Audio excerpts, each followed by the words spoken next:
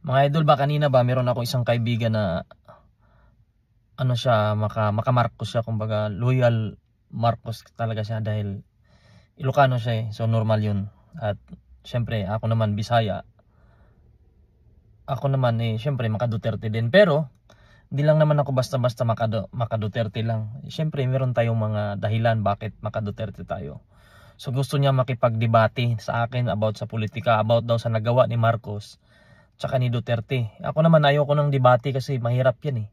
Mahirap kasi ipagdebate kasi sa debate wala talagang nananalo diyan kasi kanya-kanya kayo ng paniniwala eh. Kanya-kanya kayong ito yung paniniwala mo, ito yung paniniwala ko. So wala talagang mananalo sa inyo. Mag-aaway lang kayo kumbaga. Kaya sabi ko, wag na tayong magdebate. Kukuha na lang tayong tatlong nagawa ni Marcos at tatlong nagawa ni Duterte, kumbaga ikukumpara lang natin. So mga idol, so ako naman tatlo lang naman kailangan sa dami ng ginawa ni Duterte dati. So tatlo lang yung sinabi ko para hindi na humaba yung usapan kasi mag-aaway lang kami sigurado. So sabi ko, naglatag na ako.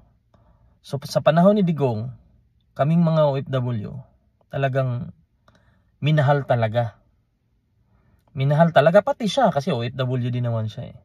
Talagang minahal talaga. Bakit?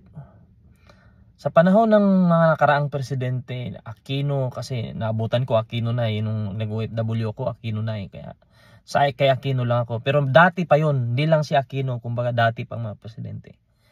Ang passport noon ay 5 years lang. So 5 years lang mga idol no. Nung time namin sa Middle East, napakahirap pag 5 years lang kasi may rules yung Middle East na dapat ang passport mo 1 year and 4 months above yung validity bago ka mabisahan. So kapag 5 years lang mga idol, so bali magagamit mo lang siya ng 3 years and 6 months. Parang ganun, 3 years and 8 months, parang ganun. Kasi kapag bumaba sa 1 year and 4 months, hindi ka na mabisahan kung magre-renew ka naman. Magre-renew ka na naman. So ang nangyari doon, lagi kaming nagre-renew. Kasi taon-taon doon, yung visa namin taon-taon din eh. Kumbaga, taon-taon din yung visa doon eh. Taon-taon nagre-renew. Kaya, yun na, sabi ko, pagdating ni Duterte, ginawa niyang 10 years. Yung passport, diba? So malaking bagay yun sa amin mga idol. Kasi, kung dati, every 3 years kami, 3 years and 8 months kami nagre-renew. Mabilis yan. Sa panahon ni Digong hanggang ngayon, kumuha ako ng passport ng 2019, may expired yung passport ko 2029 pa. So wala na ako sa Middle East, nandito na ako sa Canada. Yung passport ko hindi pa talaga, matagal pa bago i-renew. Meron pa ako mga 4 years mahigit.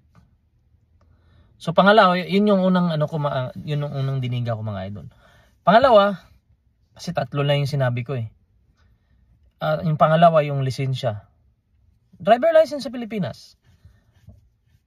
Siyempre, marami ding naghahanap buhay dyan. Mga jeepney driver, ito, ganyan. Lagi sila nagre-renew kasi 3 years lang noon eh. Nung pagpasok ng Duterte administration mga idol, ay talagang ginawa niyang 5 years kapag non-pro ka. Non-pro. Kapag bago ka kumuha ng lisensya.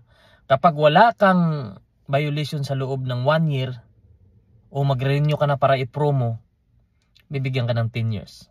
So, o di ba? Kasi mahal na mahal ni Digong yung mga Pilipino kasi ayaw niya mahirapan.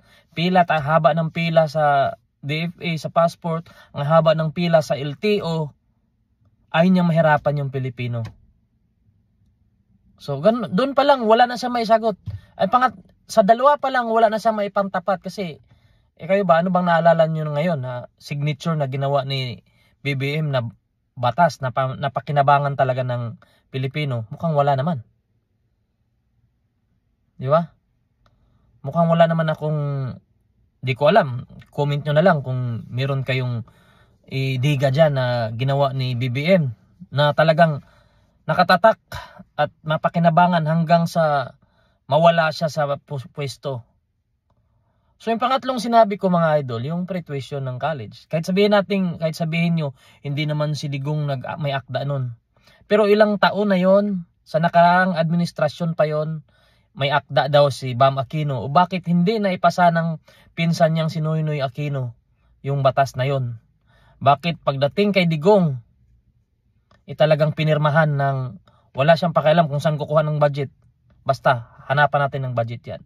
Marami pa akong ilalatag mga idol. 3 lang yung sinabi ko. Meron pang sa sahod pa lang ng mga military. Sino nagtaas nun? Duterte, di ba? So yun lang mga idol. Yung kaibigan ko wala na, hindi na siya makasagot.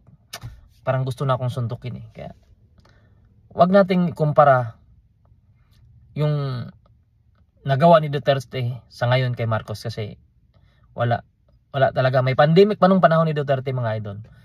Sinabi niya marami daw utang that time. Siyempre pandemic, ilang taon bang walang trabaho yung mga Pilipino noon at sinusuportahan ng gobyerno. Yung mga gamot, di ba? Libre yun eh. Yung mga vaccine, di ba? Libre yun. Saan kukuha yung gobyerno? Wala tayong income noon. Di malamang mangutang. Ngayon, ang dami ng utang ng gobyerno pero wala namang major project, wala namang pandemic, wala namang giyera. Sa panahon hindi kung kumpleto lahat, may giyera, may pandemic, pero marami siyang nagawang mga tulay. Wala namang ghost project noon, wala namang flood control that time. Dati hindi naman bumabaha lahat sa Maynila, ngayon bumabaha na. Kasi bakit? Dahil sa basura. Sa panahon ni Digong, takot yung mga mayors sa mga lungsod sa Metro Manila noon kasi sinabi niya pag hindi kayo maglinis, tatanggalin ko kayo kasi hindi niyo sinusunod yung mandato ng mga tao sa inyo. Kaya yun lang mga idol. Mahirap makipagdebate pero wag kang magkipagdebate, bigyan mo ng ebidensya kung ano bang nagawa ng dating presidente at sa ngayong kasalukuyang presidente. Yun lang. Maraming salamat.